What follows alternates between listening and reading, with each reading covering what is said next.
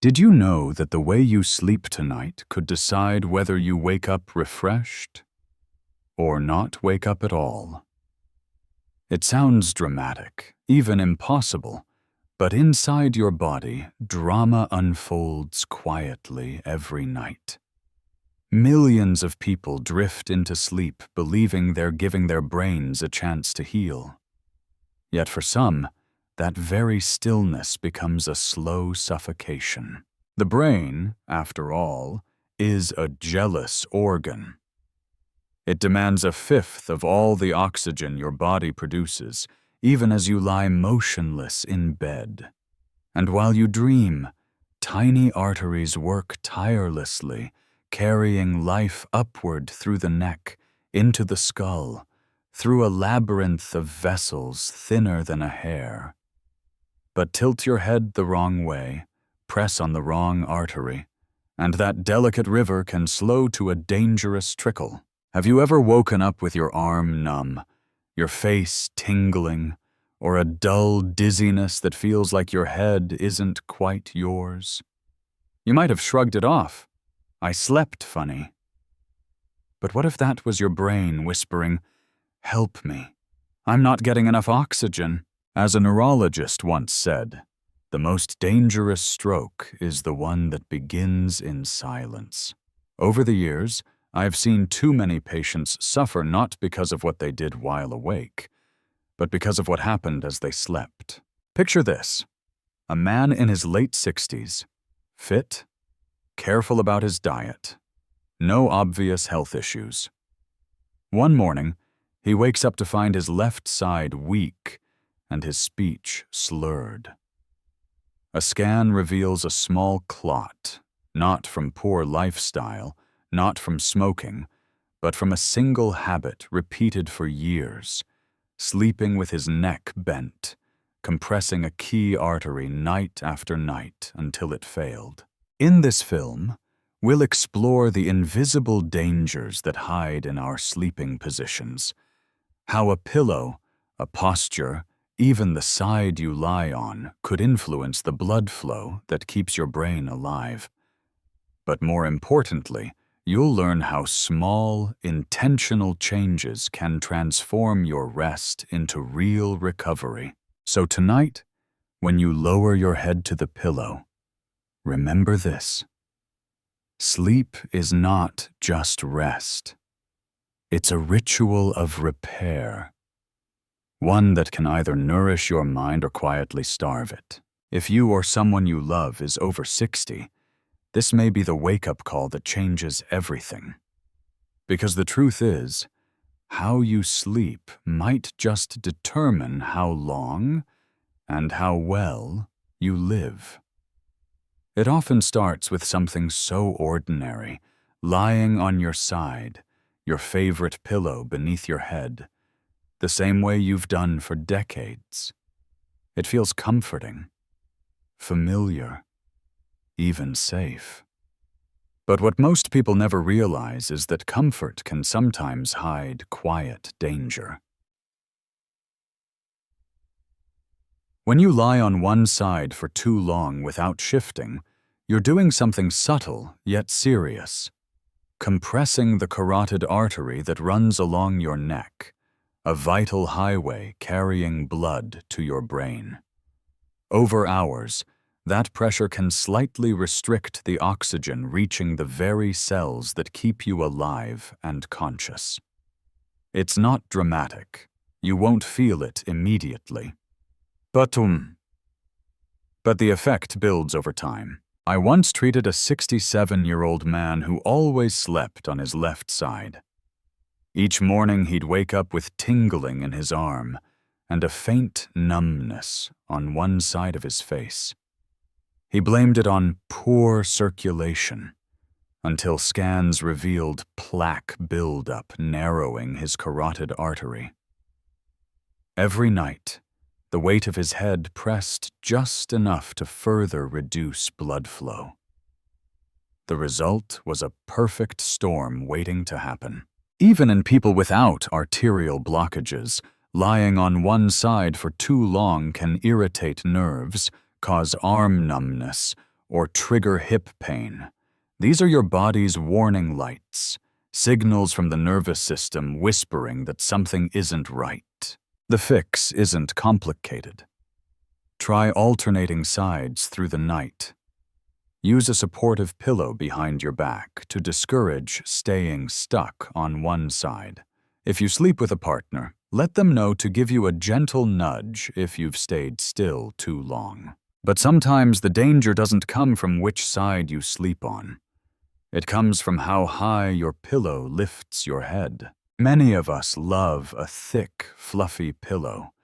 It feels like sinking into a cloud. Yet if it's too high, it bends your neck forward, compressing the vertebral arteries that run through your spine. These arteries feed your brainstem, the control center for balance or breathing and consciousness. Imagine bending a garden hose. The water still flows, but slower.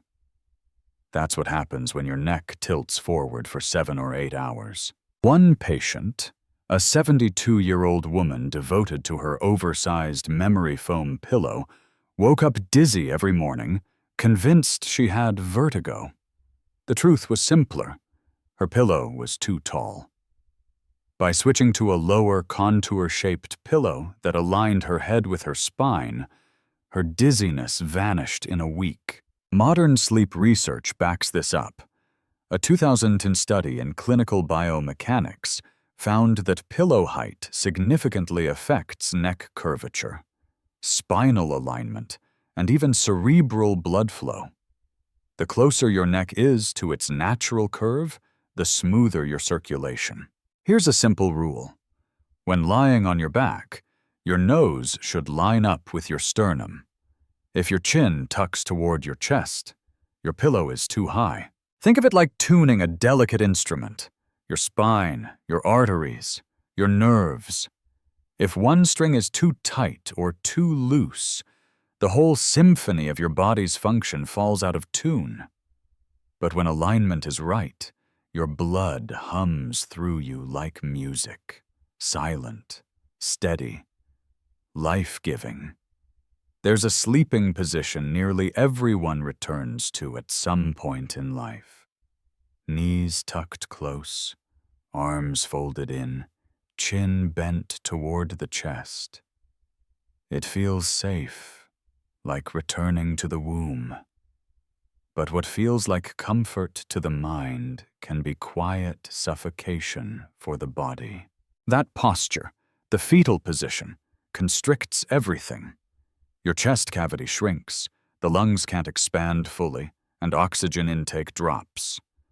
Blood becomes slightly thicker, circulation slower, and your brain, that insatiable organ, begins running on a little less than it needs. A woman I once treated, 69 years old, always slept curled tightly on her side. Every morning, she woke with numb fingers and dizzy spells. She blamed hydration, nutrition, even aging. But the real culprit was posture. Her body, folded like a comma, was compressing itself through the night. Once we adjusted her sleeping setup, a flatter pillow, a small cushion between her knees, and a gentler bend in her spine, the symptoms disappeared. Within a week, she said she felt awake for the first time in years. When you curl up too tightly, you're not just squeezing your lungs. You're folding the very pathways that carry life upward. Your arteries bend, your diaphragm can't descend properly, and blood struggles to deliver oxygen evenly. It's the physiological mirror of emotional withdrawal. In psychology, curling inward is a protective gesture, the body's instinct when it senses vulnerability. Even asleep, our posture can echo our inner state. The body remembers fear long after the mind forgets it. The fix isn't rigid military posture. It's gentle openness. Try lying on your side with knees slightly bent, not drawn tight. Place a small pillow behind your back for support, another between your knees to balance your hips, and ensure your head aligns with your spine. This gives your lungs and blood vessels the space they need to do their quiet, vital work. Sleep scientists have long observed this connection between posture and brain health. A 2015 Journal of Neuroscience study from Stony Brook University revealed that certain positions, especially tightly curled ones, can impair the brain's glymphatic system, the nighttime network that clears away toxins. When the body folds, the brain's plumbing slows. Waste accumulates. Over time, this can affect memory, mood, even long-term cognitive health. So the next time you find yourself curled tightly, remind yourself, safety doesn't have to mean smallness. You can rest deeply without retreating inward. Open posture is open circulation. Open circulation is open life. Your breath is the bridge between comfort and survival. Give it room. Among sleep researchers, there's a quiet truth. No position is perfect, but some come dangerously close to betrayal. Take sleeping on your back, for instance. Doctors often praise it as the healthiest way to rest. The spine aligned, the body open, the lungs free. But even the best posture can turn harmful if one element is neglected: support. Imagine lying on your back, head tilted slightly backward, the pillow too flat or too soft. It feels harmless. But through the night, the weight of your skull pulls against the curve of your neck. The tiny vessels at the base of your skull, responsible for nourishing the areas that regulate balance and sleep, become strained. They don't scream for attention. They whisper. You wake with headaches, fogginess, or the strange sensation that you've slept, yet never truly rested. One man, 70 years old and in good health, complained of persistent morning headaches. His neurologist found no major vascular disease, only posture. His flat pillow allowed his head to droop backward all night, stretching the blood vessels beneath the skull. When he switched to a cervical support pillow, his headaches vanished. It wasn't medicine that cured him, it was alignment. Now let's turn to the stomach, a position many find comforting. It eases snoring, relieves back pressure, and gives the illusion of freedom. But for the neck and brain, it's a quiet torment. Sleeping on your stomach forces your head to twist sharply to one side, and it stays that way for hours. That twist can partially compress the carotid artery, reducing oxygen flow to the brain. The chest, pressed against the mattress, restricts the lungs from fully expanding. Less oxygen reaches the bloodstream. Less oxygen means slower brain repair. One patient, a 65-year-old man who prided himself on sleeping face down because it helped him breathe, began waking with chest tightness and mental fog. His oxygen levels during sleep were dropping, not from apnea, but from simple mechanical pressure. The heart had to pump harder, the arteries strained. Over time, this can raise blood pressure and stroke risk, especially in older adults. There's a cruel irony here. The very position that feels most comforting to the body can quietly suffocate the organ that sustains consciousness itself. It's the ultimate contradiction of human habit, seeking comfort at the expense of health. If you absolutely must sleep on your stomach, minimize the risk. Use a very flat pillow or none at all under your head, and place a small cushion beneath your hips to reduce spinal stress. But the better path, the wiser one, is gradual retraining. Shift toward side or back, sleeping with balanced support. Like any habit, your body will resist at first. But every night you spend aligned is an act of protection, a small rebellion against entropy. Because sleep isn't merely the absence of waking.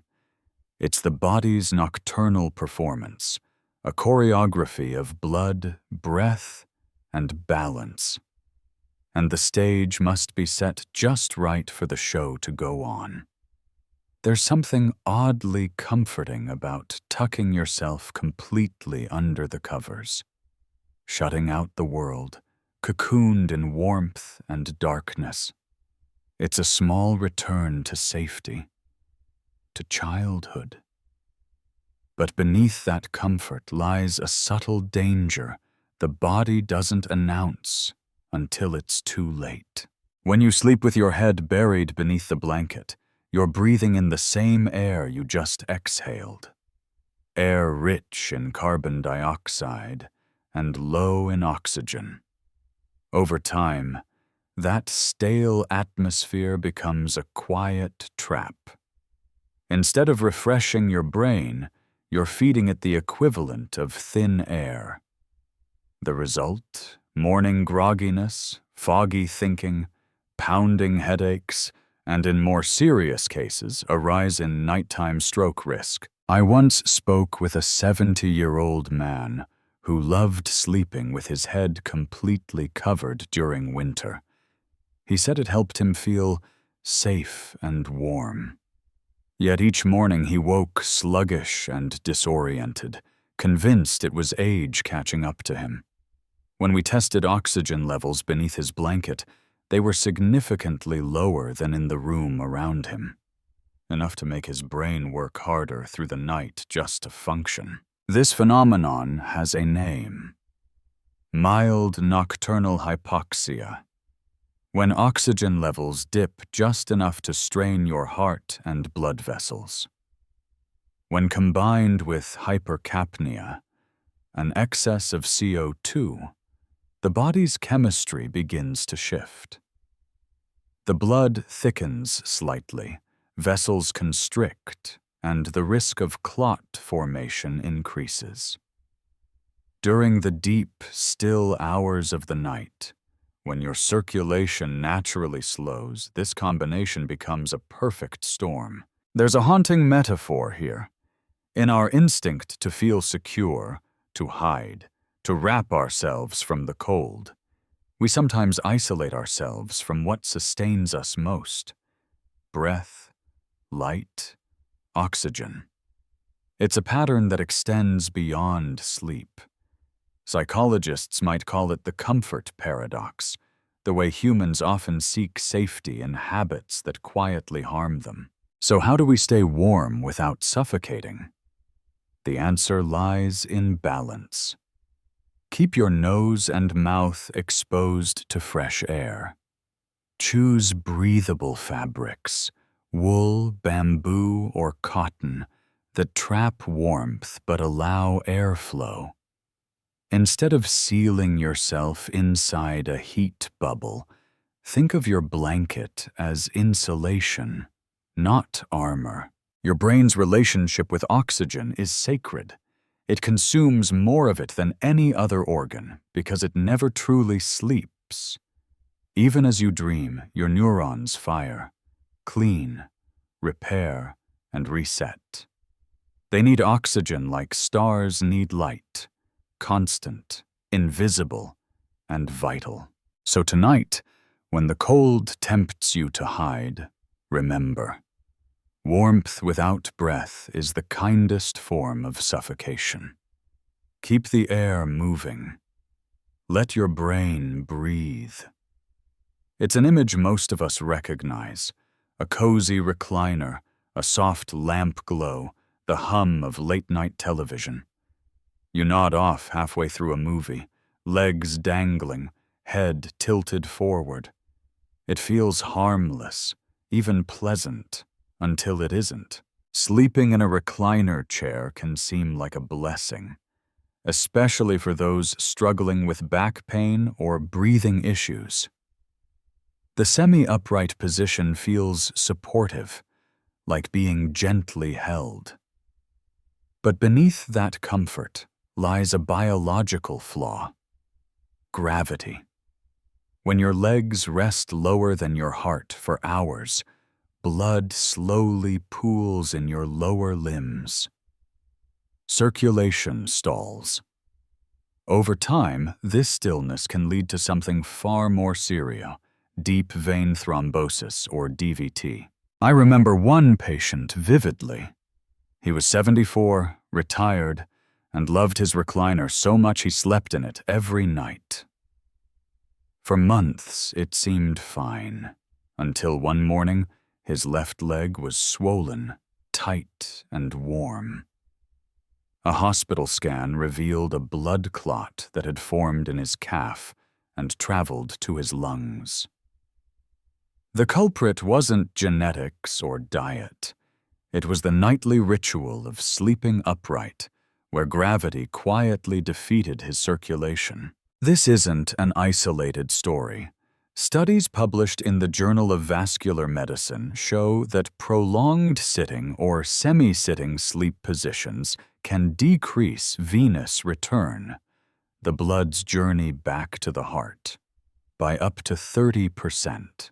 For older adults whose vessel elasticity has already declined, this drop can trigger swelling, clotting, or oxygen deprivation to the brain.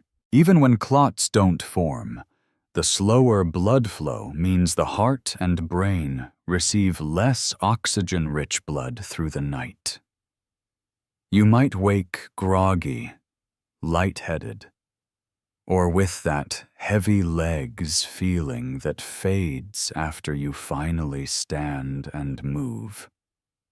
It's the body's way of saying, "I've been too still for too long." If you absolutely must nap in a recliner, make it short, 20, 30 minutes.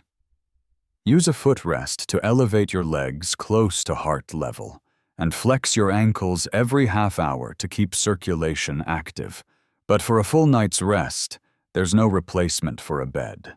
Flat, stable, and designed for recovery. Physiologists often describe sleep as a nightly reset of homeostasis, the delicate balance between all bodily systems. But that balance only holds when gravity works with you, not against you. Your veins, like rivers, rely on gentle slope and motion. When the flow is blocked, the stillness becomes a swamp. There's a quiet symbolism here too. We chase comfort, the soft chair, the easy position, the path of least resistance, forgetting that comfort without movement can slowly undo us. The same stillness that soothes us can, over time, steal what we're trying to preserve. So tonight, let your chair be for rest, not for surrender. Move to your bed, stretch your legs, let gravity serve you, not bind you, because even in sleep, the river of your life must keep flowing. Not all side sleeping is created equal. For decades, doctors have told us that sleeping on your side is good for digestion, for the heart, for breathing. But which side? That question, it turns out, can shape the very rhythm of your circulation. The left side and right side are not symmetrical battlegrounds. They're different worlds inside the same body. When you sleep on your right side, your body's largest vein, the inferior vena cava, is gently squeezed between your spine and the weight of your organs. This vein is the main channel returning blood to your heart. That subtle pressure can reduce the speed of blood flow, especially during long, motionless hours. For a younger person, the body compensates easily, but past 60, when vessel walls stiffen and circulation slows, that minor difference can quietly shape your vascular destiny. Then there's something even more fascinating: the brain's glymphatic system, the nighttime cleansing network that flushes away metabolic waste, including beta-amyloid proteins linked to Alzheimer's.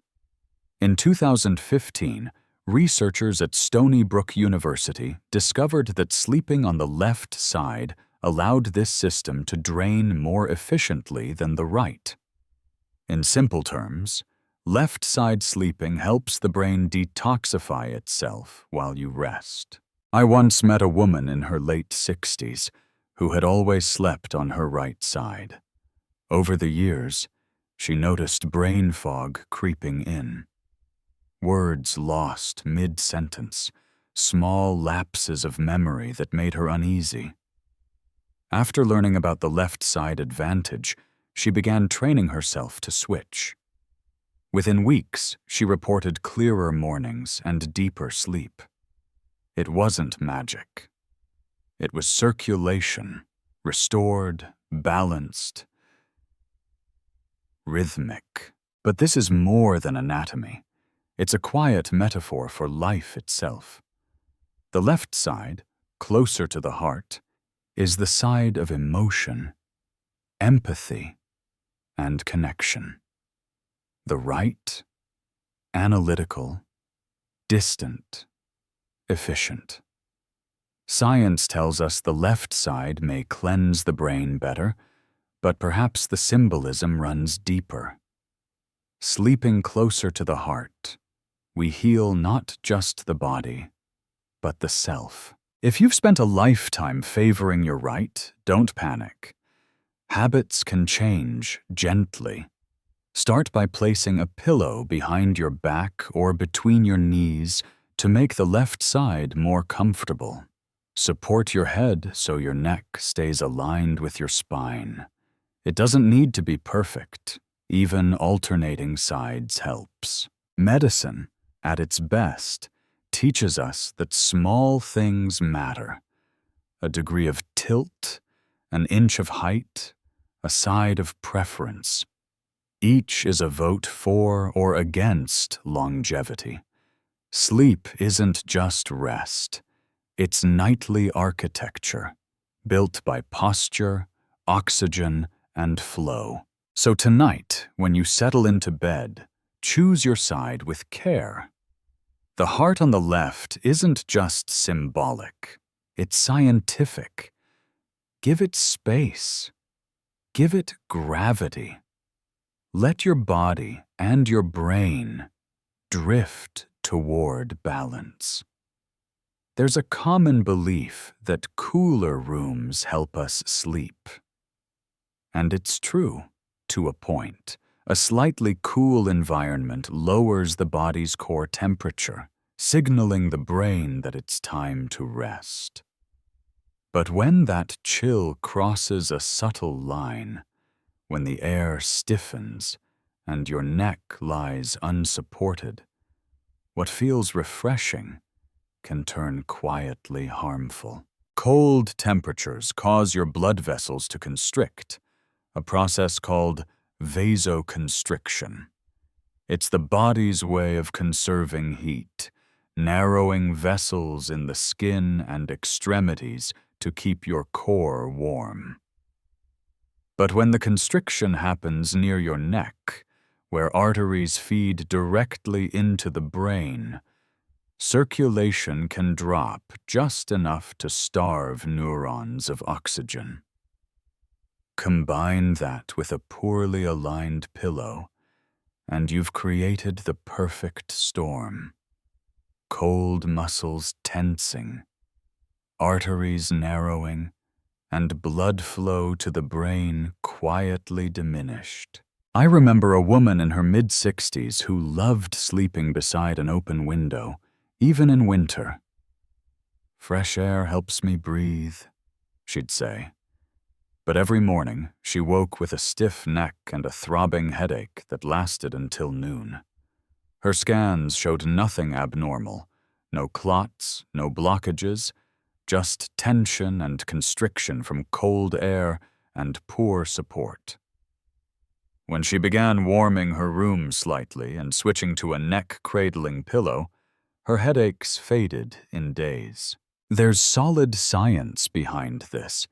A study from the European Journal of Applied Physiology found that localized cold exposure around the neck and shoulders increased vascular resistance, meaning the arteries literally narrowed, by up to 25% during sleep.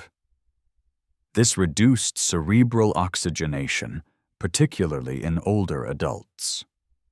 The body's ancient reflex to preserve heat can, paradoxically, deprive the brain of what it needs most. The solution isn't abandoning cool rooms, it's balance.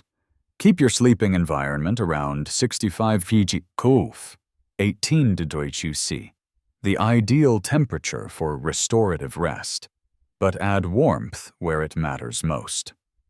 A light scarf or breathable neck wrap can prevent temperature-induced constriction without overheating your body. This principle, warmth with openness, applies beyond physiology. The brain, like the heart, thrives on gentle equilibrium. Too much coldness, physical or emotional, and we withdraw, tighten, protect.